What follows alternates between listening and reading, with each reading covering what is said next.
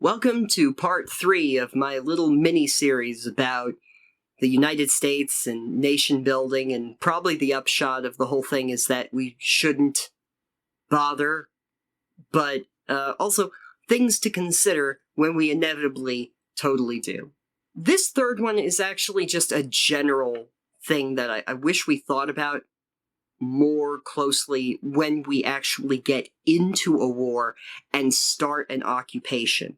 And that is just out of the gate, making it very clear what the exit strategy is and what the timetable for that exit strategy will be. You start to wonder if that's a thing that they often gloss over when it comes to military operations, because in my estimation, by the observations I've seen over the course of my life, it feels like the United States is incredibly good at getting into wars, but is incredibly bad at getting out of them. Exit strategies, too, can be very useful, not just because, obviously, it means that we know how we are proceeding, laying something out for either the short or the long term, but they actually will protect us in the future. One, you'll know that you'll be able to get countries back on their feet in good time and good order. You'll have benchmarks that you know you have to meet. But also, it shows that we are not going to continuously get into endless wars. And I'm starting to think that as far as the United States is concerned, that may be one of our biggest Achilles heels. Like, let's take Al-Qaeda, please. Anyway, Al-Qaeda attacked us on 9/11. For those of you who are too young to remember, because, oh my god, there are actually adults that weren't even around for that, and I feel so old. On September 11th, 2001, Al-Qaeda, yes, it was Al-Qaeda, it was not a massive conspiracy, don't even get me started on conspiracy theories, flew planes into the World Trade Center and the Pentagon. And there was a horrible loss of life, and the country was in mourning for quite a while, and that eventually led to military occupations in primarily Iraq and Afghanistan. But you may have heard a lot of people contemplating exactly why they attacked us. I mean, obviously, they must hate us for reasons. And sure, we could go into that, but why bother attacking on the home front? Didn't they know that we would just get into countries in the Middle East and occupy them? Didn't they know that we were going to do a military engagement? I mean, that's what we're known for.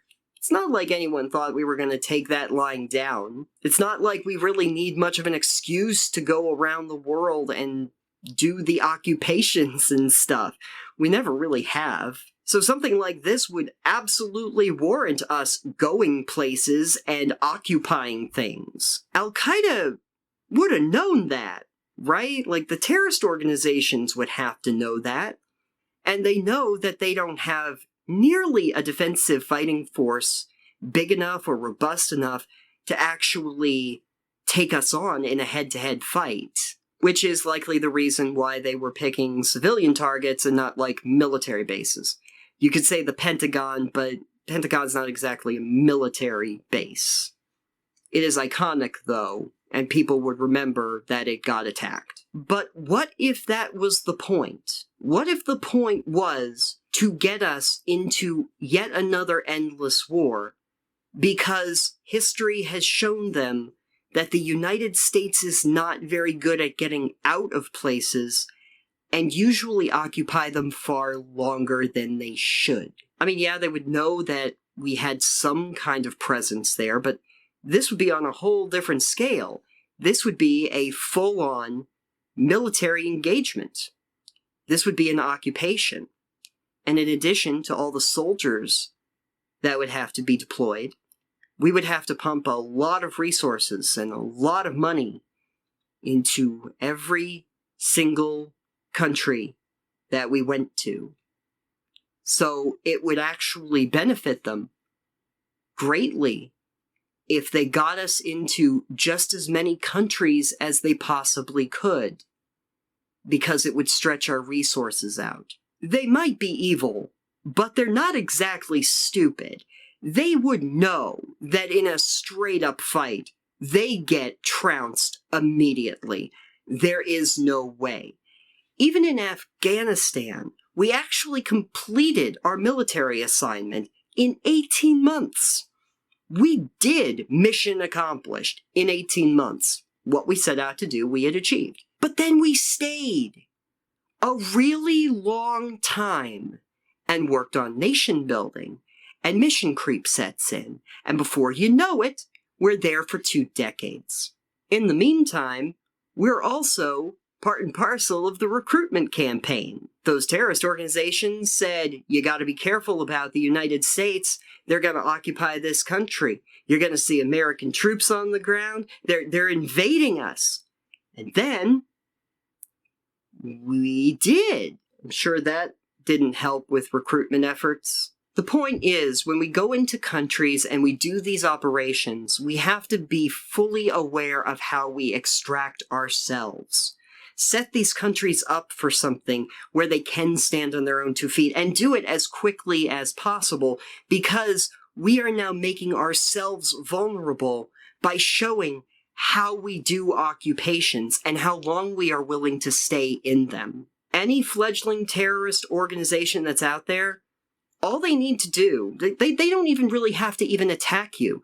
They just have to make it look like they're capable of attacking you and give you a general location where they might be, with the reasonable assurance that you are going to go there and try to occupy it.